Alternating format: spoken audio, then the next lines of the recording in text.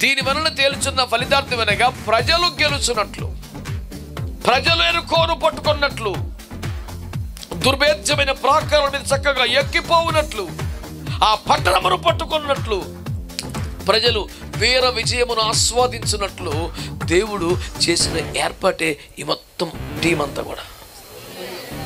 అంటే మన గెలుపు కోసం అనండి, నా గెలుపు కోసం.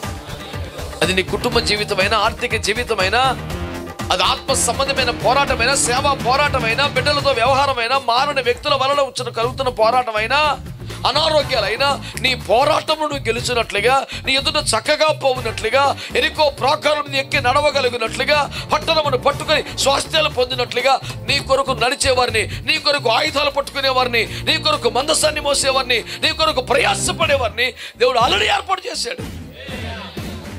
కనుక ధైర్యంగా మీ జీవితంలో ముందుకెళ్ళండి.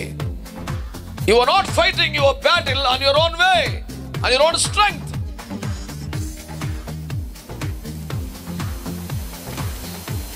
మరి తప్పదు కదండి, జీవితానికి శ్రమ ఉంటుంది కదండి, పోరాటం ఉంటుంది కదండి, తప్పదు.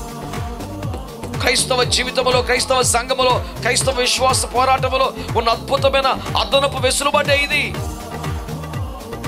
శ్రమ ఎవరిదో ఆడబడక్కర్లేదు, కష్టం ఎవరిదో ఆడబడక్కర్లేదు, పోరాటం ఎవరిదైనా, యుద్ధం ఎవరిదైనా దానికోసం పోరాడే ఒక టీము దేవుడు ఏర్పాటు చేసి పెట్టాడు.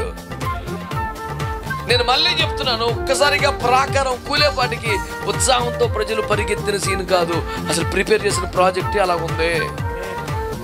ఆ క్షణానికి జరిగినటువంటి కార్యం అది కాదు, ప్రభు చేసిన సేవ అలాగుంది.